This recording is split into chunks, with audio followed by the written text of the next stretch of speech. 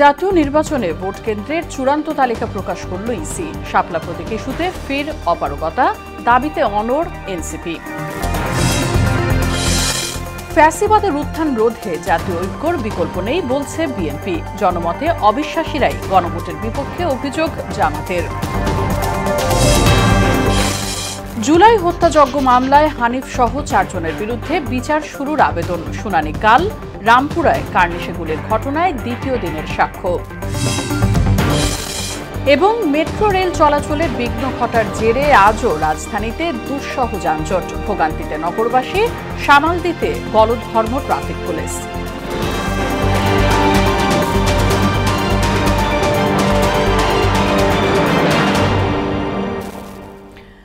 আসসালামু আলাইকুম, সবাইকে স্বাগত। মোহনা সংবাদে শুনছিলেন শিরোনাম। পুরো সংবাদের সঙ্গে আছে রাশিদা সুলতানা রিঙ্কু। নির্বাচিত সরকারের কাছে দায়িত্ব হস্তান্তর না করা পর্যন্ত উপদেষ্টা পরিষদ নিয়মিত দায়িত্ব পালন করে যাবে বলে জানিয়েছে অন্তর্বর্তী সরকার। দুপুর এক বিবৃতিতে এই তথ্য জানানো হয়। বিবৃতিতে বলা হয়, সম্প্রতি উপদেষ্টা পরিষদের কার্যক্রম নিয়ে তথ্য উপদেষ্টা মাহফুজ আলমের কিছু মন্তব্য গণমাধ্যমে প্রকাশ হওয়ার পর বিভ্রান্তি তৈরি হয়েছে। বস্তুত সরকারের গৃহীত সংস্কার ও নীতিমালা প্রণয়নের কাজ নভেম্বরের মধ্যে শেষ করতে হবে, এটা সঠিক নয়। বরং সংস্কার কার্যক্রম পুরো দমে চালু থাকবে। এছাড়া উপদেষ্টা পরিষদের বৈঠকও নিয়মিত অনুষ্ঠিত হবে বলেও উল্লেখ করা হয় এই বিবৃতিতে।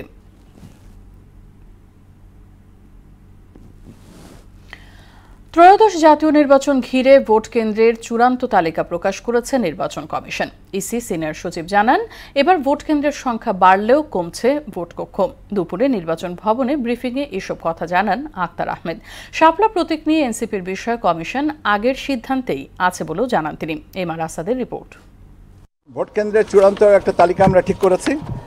আগামী জাতীয় সংসদ নির্বাচনের জন্য ৪২,৭৬১টি ভোটকেন্দ্র চূড়ান্ত করা হয়েছে। সংখ্যাটি আগের বারের চেয়ে ৬৬১টি বেশি। তবে ভোটকেন্দ্র কমছে ১৬,০০০-এর মতো। সোমবার নির্বাচন ভবনে এ বিষয়ে ব্রিফ করেন ইসির সিনিয়র সচিব আক্তার আহমেদ। ৬৪টা জেলার ৩০০ কনস্টিটিউয়েন্সির ভোটকেন্দ্রের সংখ্যা ৪২,৭৬১, ২,৪৪,৬৪৯। এই হচ্ছে আমাদের চূড়ান্ত ভোট কেন্দ্রের সংখ্যা। নতুন রাজনৈতিক দলের নিবন্ধন বিষয়ে এ সপ্তাহে গণবিজ্ঞপ্তি আসছে বলেও উল্লেখ করেন তিনি। রাজনৈতিক দলগুলোকে প্রাথমিকভাবে চিহ্নিত করে মনে করি যে এরা নিবন্ধন পাওয়ার যোগ্য, তাদের বিজ্ঞপ্তি দিতে হবে। সেই বিজ্ঞপ্তির সময় তাদেরকে প্রতীক চিহ্নিত করেই বিজ্ঞপ্তি দেওয়া হবে। জাতীয় নাগরিক পার্টির দাবি করা শাপলা প্রতীক বিষয়ে কমিশন আগের সিদ্ধান্তে আছেন বলেও জানান আক্তার আহমেদ। আমার কাছে বিকল্প কোনো প্রস্তাব দেওয়ার বা কথা বলার কোনো তথ্য আমার কাছে নেই। কাজে নির্বাচন কমিশন যেটা বলেছে যে তারা স্ববিবেচনায় নিজের একটা প্রতীক বরাদ্দ করে দেবে, সেটাই হচ্ছে এখনকার পর্যন্ত অবস্থান। এটা নির্বাচন কমিশন মনে করেছে এটা রাখার দরকার নেই সেটা, এবং তফসিল সে করেনি। এটার ব্যাপারে যদি আইনি ব্যাখ্যাটা, তাহলে তো আইনজ্ঞকে জিজ্ঞেস করতে হবে, আক্তার আহমেদকে নয়। জোটের দলীয় প্রতীক বিষয়ে বিএনপির চিঠি নিয়ে কমিশন সিদ্ধান্ত নেবেন বলেও উল্লেখ করেন ইসি সিনিয়র সচিব। এখন ওনারা নিশ্চয়ই আইন মন্ত্রণালয়েও যোগাযোগ করেছেন বা করবেন, এবং সেই অনুযায়ী যেটা সবার জন্য গ্রহণযোগ্য হবে সেটাই আর কি হবে। এমআর আসাদ, মোহনা সংবাদ, ঢাকা। শাপলা প্রতীক আদায় করেই জাতীয় নাগরিক পার্টি এনসিপি আগামী নির্বাচনে অংশ নেবে বলে জানালেন দলের উত্তরাঞ্চলের মুখ্য সংগঠক সার্জিস আলম। দুপুরে টাঙ্গাইল প্রেস ক্লাবে সংগঠনের জেলা সমন্বয় সভায় এই কথা বলেন তিনি। সার্জিস বলেন, জুলাই সনদ বাস্তবায়ন না করে দায়সারাভাবে নির্বাচনের দিকে অগ্রসর হচ্ছে অন্তর্বর্তী সরকার, যা কাম্য নয়। জুলাই হতাহতদের বিচার সহ অন্যান্য দাবিতে যারা একমত হবে তাদের সঙ্গে জোট করতে এনসিপির কোনো আপত্তি নেই বলেও জানান তিনি। যেহেতু কোনো আইনগত বাধা নেই, আমরা আমাদের জায়গা থেকে অবশ্যই মার্কা হিসেবে শাপলাকে এনসিপির জন্য চাই, এবং শাপলা মার্কা নিয়ে এনসিপির আগামী সংসদে নির্বাচনে অংশগ্রহণ করবে। অভ্যুত্থান পরবর্তী বাংলাদেশের রাজনৈতিক দলগুলোর চাওয়া পাওয়া শুধুমাত্র নির্বাচন কেন্দ্রিক হতে পারে না। আমরাও চাই গণতান্ত্রিক প্রক্রিয়া উত্তরণের জন্য নির্বাচন হোক। ফ্যাসিবাদ বিরোধী দলগুলোকে নিয়ে বিএনপি বৃহৎ জোট গঠন করতে চায় বলে জানালেন দলের স্থায়ী কমিটির সদস্য সালাউদ্দিন আহমেদ। তিনি বলেন, বিভেদ নয় বরং জাতীয় ঐক্য অটুট রাখতে চায় তার দল। সকালে যুব দলের ৪৭তম প্রতিষ্ঠা বার্ষিকী উপলক্ষে জিয়াউর রহমানের সমাধিতে শ্রদ্ধা নিবেদন শেষে এই কথা বলেন তিনি। আগামী নির্বাচনে ধানের শীষকে জয়ী করতে ঐক্যবদ্ধ হয়ে কাজ করার প্রত্যয় জানান যুবদল নেতারা। তানজিদ ভুঁইয়ার প্রতিবেদন। সংগঠনের ৪৭তম প্রতিষ্ঠাবার্ষিকী উপলক্ষে সাবেক রাষ্ট্রপতি জিয়াউর রহমানের সমাধিতে শ্রদ্ধা জানায় জাতীয়তাবাদী যুবদল। এ সময় উপস্থিত ছিলেন ঢাকা মহানগর উত্তর দক্ষিণ সহ রাজধানীর বিভিন্ন ইউনিটের যুবদল নেতাকর্মীরা। জনসমুদ্রে পরিণত হওয়া শহীদ জিয়ার সমাধিস্থল স্লোগানে স্লোগানে মুখর হয়ে ওঠে। শ্রদ্ধা নিবেদন শেষে সুন্দর বাংলাদেশ গড়তে জনকল্যাণমূলক কাজ করে যাওয়ার অঙ্গীকার করেন যুবদল নেতারা। তরুণ প্রজন্মের আশা এবং অধিকারের আন্দোলনকারী মেন নেতৃত্ব দিয়েছে যুবদল এবং গত ১৬ বছর সবসময় যুবদল মুখ্য ভূমিকা পালন করেছে। যুবদল সবসময় আন্দোলনের প্রথম সারিতে ছিলেন। যারা দেশ নিয়ে ষড়যন্ত্র করবে সবাইকে বিএনপির ভারপ্রাপ্ত চেয়ারম্যান তারেক রহমানের নেতৃত্বে ষড়যন্ত্র রুখে দিয়ে আগামী দিনে বাংলাদেশের মানুষের ভোটের অধিকার প্রতিষ্ঠা করব। সংগঠনটির সাবেক নেতারা বলেন, দেশ গড়তে তরুণ সমাজের ভূমিকা জরুরি। বর্তমান যে যুবদল আছেন তার নেতৃত্বে সারা বাংলাদেশে যুবদল আরো সুসংগঠিত হবে। বাংলাদেশে প্রথম শহীদ জিয়া বীরুত্তম যুব মন্ত্রণালয় চালু করেছিলেন। যুবদলটা হচ্ছে মূল বিএনপির সৌন্দর্য বিকাশের জন্য যেখানে যেখানে যখন প্রয়োজন সেই নেতৃত্বটা সবচেয়ে বেশি পরিপূর্ণ হয়েছে যুবদলের মধ্যে দিয়ে। এ সময় তারুণ্য নির্ভর বাংলাদেশ গড়ার অঙ্গীকার করেন বিএনপির স্থায়ী কমিটির সদস্য সালাউদ্দিন আহমেদ। বলেন, যুব সমাজের রাজনৈতিক ভাবনা নিয়েই সামনের পথ চলতে হবে। ইনশাআল্লাহ এই দেশ একটি তারুণ্য নির্ভর বাংলাদেশ হবে, যুবকদের কর্মসংস্থান নির্ভর বাংলাদেশ হবে, যুবকদের এবং তারুণ্যের চিন্তা চেতনা নির্ভর, প্রযুক্তি নির্ভর, মেধা নির্ভর বাংলাদেশ নির্মাণ হবে। যেই স্বপ্ন আমাদের শহীদরা দেখেছিলেন, এই স্বপ্ন জুলাই গণঅভ্যুত্থানের শহীদরা দেখেছিলেন। ফ্যাসিবাদ বিরোধী রাজনৈতিক দলগুলোকে নিয়ে বৃহৎ জোট গড়ার পরিকল্পনাও জানান তিনি। যাতে আমাদের দলের ভিতরে ঐক্য থাকে, জাতির মধ্যে ঐক্য থাকে, যাদের সাথে আমরা যুগপৎ আন্দোলন করেছি এবং অন্যান্য একটা বৃহৎ জোটের জন্য আমরা চিন্তা করছি, সবাইকে নিয়ে ঐক্যবদ্ধভাবে যাতে আমরা আগামীতে এই নির্বাচনী বৈতরণে পার হতে পারি। আগামী নির্বাচনে দলীয় ঐক্য ধরে রাখতে নেতাকর্মীদের প্রতি আহ্বান জানান সালাউদ্দিন আহমেদ। ঐক্য বজায় রাখার জন্য কেউ যাতে বিভেদের পথে না যায়। তানজিদ ভুঁইয়া, মোহনা সংবাদ, ঢাকা। জনগণের ভোটে অবিশ্বাসীরাই গণভোটকে ভয় পায় বলে মন্তব্য করেছেন জামায়াতে ইসলামের নায়েবে আমির অধ্যাপক মুজিবুর রহমান। সংবিধানের দোহাই দিয়ে মহলটি গণভোট আয়োজনে সরকারকে ভুল পথ দেখাচ্ছে বলে অভিযোগ করেন তিনি। এ সময় কেউ পুনরায় ফ্যাসিস্ট হবার চেষ্টা করলে জনগণ লাল কার্ড দেখাবে বলে মন্তব্য করেন দলের সহকারী সেক্রেটারি জেনারেল রফিকুল ইসলাম খান।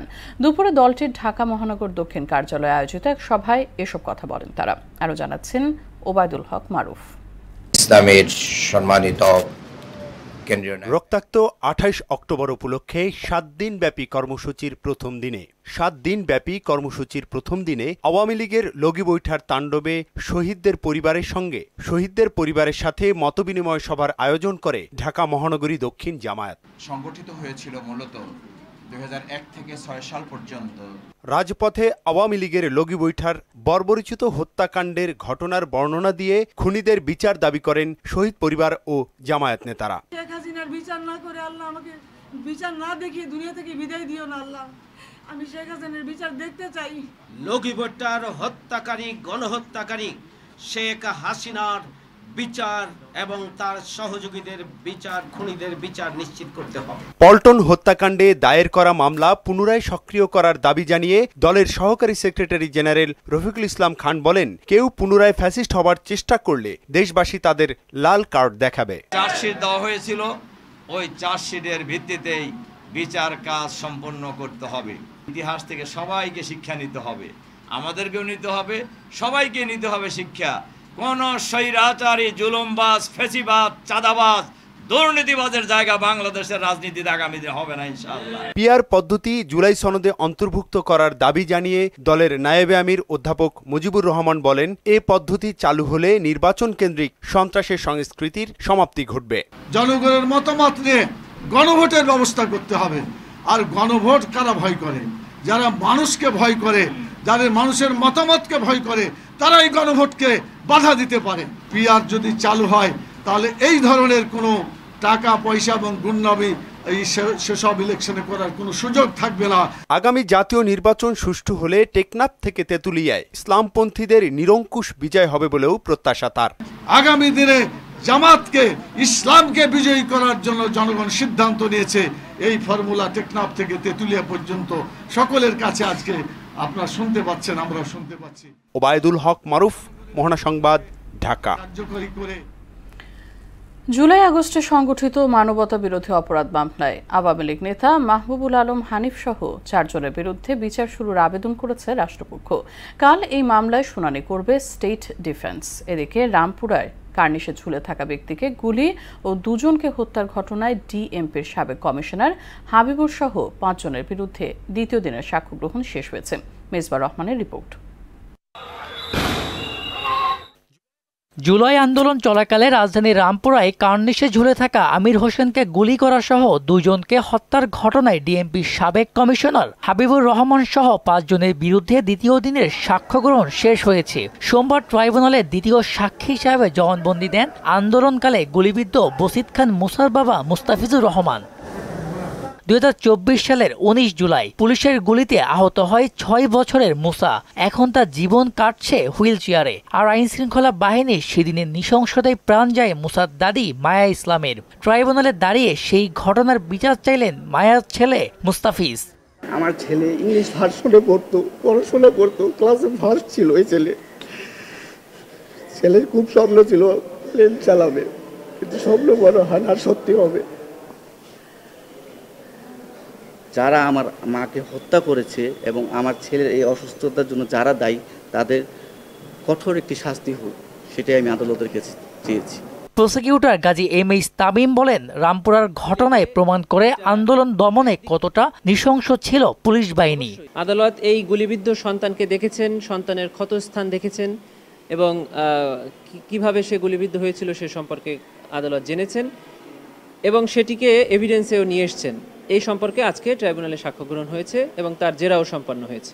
এদিন মানবতা বিরোধী অপরাধ মামলায় আওয়ামী লীগ নেতা হানিফ সহ 4 জনের বিরুদ্ধে অভিযোগ গঠন করে বিচার শুরুর আবেদন করে রাষ্ট্রপক্ষ। মঙ্গলবার এই মামলায় শুনানি করবেন স্টেট ডিফেন্স। মেজবা রহমান, মোহনা সংবাদ, ঢাকা।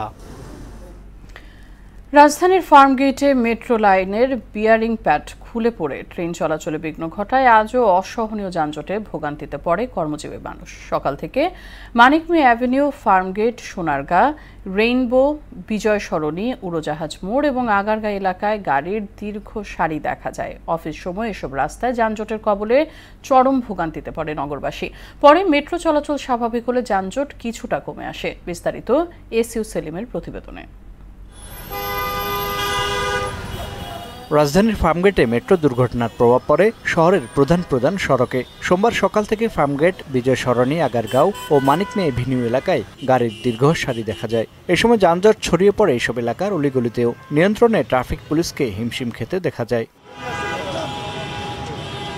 পিক আওয়ারের এই যানজটে অফিসগামী মানুষের পাশাপাশি বেকায়দা পড়ে স্কুল কলেজগামী শিক্ষার্থী ও হাসপাতালমুখী রোগীরা। এ সময় অফিসগামী মানুষকে পায়ে হেঁটে ও ছোট যানে গন্তব্যে ছুটতে দেখা যায়। এ নিয়ে ক্ষুব্ধ প্রতিক্রিয়া ব্যক্ত করেন ভুক্তভোগীরা। সবকটা থেকে ঢাকা উদ্যান যাইতে 2.5 ঘন্টা লাগবে। আমি যতটুকু মুভ করে আসি সাধারণপুর থেকে, খিলগড় থেকে প্রচুর জাম। সংসদ ভবনের সামনে নামে আমাদের রোগী আছে ইস্পাহানিতে, তো ওখানে যাব, ওর জন্য হেঁটে আসতেছে, বাচ্চা নেই, অনেক কষ্ট তো হচ্ছে, মানুষের ভালোই কষ্ট হচ্ছে।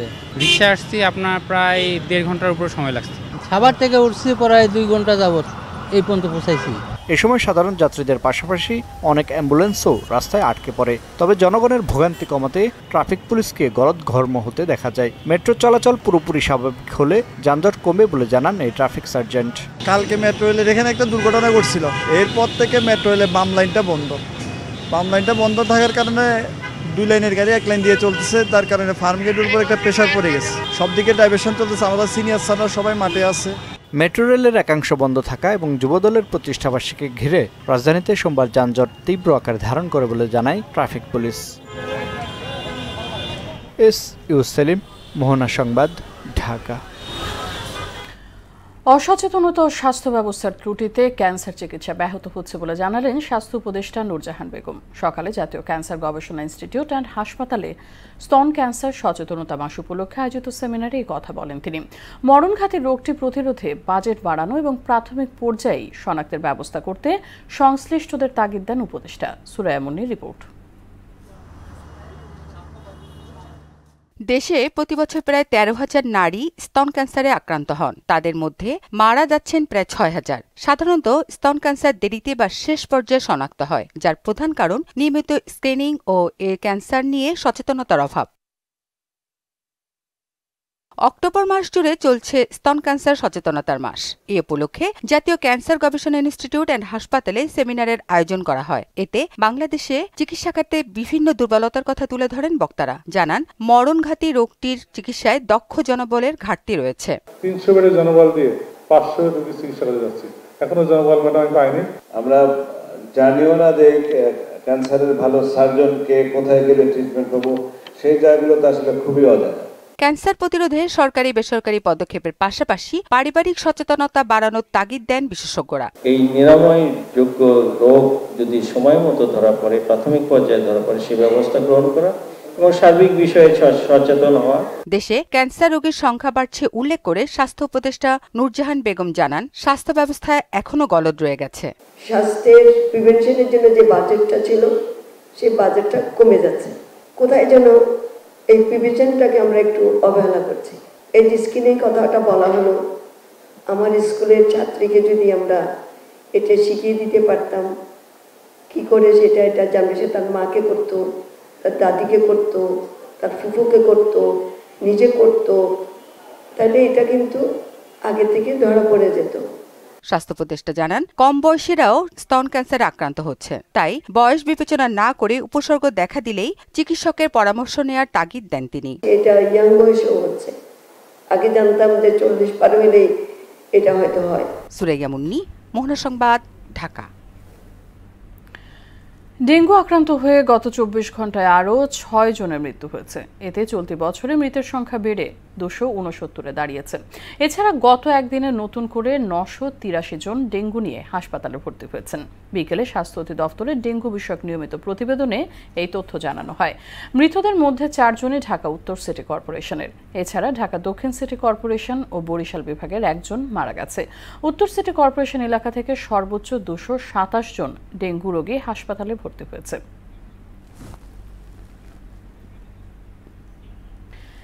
হিমালয়ের পাদদেশে হওয়ায় উত্তরের জেলা দিনাজপুরে জানান দিচ্ছে শীতের আগমনী বার্তা। দিনে তেমন একটা বোঝা না গেলেও রাত থেকে ভোর পর্যন্ত কিছুটা শীত অনুভূত হচ্ছে। মাঝে মধ্যে সকালে দেখা মিলছে কুয়াশার। আবহাওয়া অফিস বলছে, দিন ও রাতের তাপমাত্রা ক্রমান্বয়ে কমতে শুরু করেছে। গত কয়েকদিনে দিনাজপুরের সর্বনিম্ন তাপমাত্রা 22 থেকে 24 ডিগ্রির মধ্যেই থাকছে, তবে পুরোপুরি শীত আসতে মাসখানেক সময় লাগবে। সুবল রায়ের প্রতিবেদন, জানাচ্ছেন তাসিন তারিন। ভোরের দিকে কুয়াশায় আচ্ছন্ন থাকছে উত্তরের জেলা দিনাজপুর। মাঝে মধ্যেই বইছে হিমেল হাওয়া। প্রকৃতির এইসব চিত্রই বলে দিচ্ছে দুয়ারে ঘণ্টা বাজাচ্ছে শীত। তবে এই জেলায় পুরোপুরি শীত আসবে নভেম্বরের শেষ ভাগে। বর্তমানে হালকা শীতের আবহাওয়া উপভোগ করছেন এই অঞ্চলের মানুষ। ভোর ভোর টাইমে শীত বেশি, কুয়াশা বেশি লাগতেছে আর ঠান্ডাও লাগতেছে। সকালে কুয়াশা, আমরা ভোরে শীতটা একটু বেশি বোঝা যাচ্ছে, রাতে কুয়াশা, সকালবেলা একটু ঠান্ডা করতে আমরা কাজে যাচ্ছি। আবহাওয়া অফিসের কর্মকর্তারা বলছেন, কয়েকদিন ধরে দিন ও রাতের তাপমাত্রা কমতে শুরু করেছে। এই সময় সর্বনিম্ন তাপমাত্রা 20 থেকে 24 ডিগ্রি সেলসিয়াসের মধ্যে থাকছে। গত কয়েকদিনে এ জেলার সর্বনিম্ন তাপমাত্রা 22 থেকে 24 ডিগ্রি সেলসিয়াসের মধ্যেই উঠানামা করছে। চলতি মাসের শেষের দিকে, একেবারে শেষের দিকে রংপুর বিভাগের কিছু কিছু জেলায় বৃষ্টির সম্ভাবনা রয়েছে। বৃষ্টির পর তাপমাত্রা আরও কিছুটা কমে আসবে, সেই সাথে শীতের অনুভূতিও ধীরে ধীরে বৃদ্ধি পেতে পারে। এখন পর্যন্ত জেলার সর্বনিম্ন তাপমাত্রা রেকর্ড করা হয়েছে 22.5 ডিগ্রি সেলসিয়াস। তাহসিন তারিন, মোহনা সংবাদ। শেষ করব সংবাদ, তবে যাবার আগে শিরোনামগুলো আরও একবার।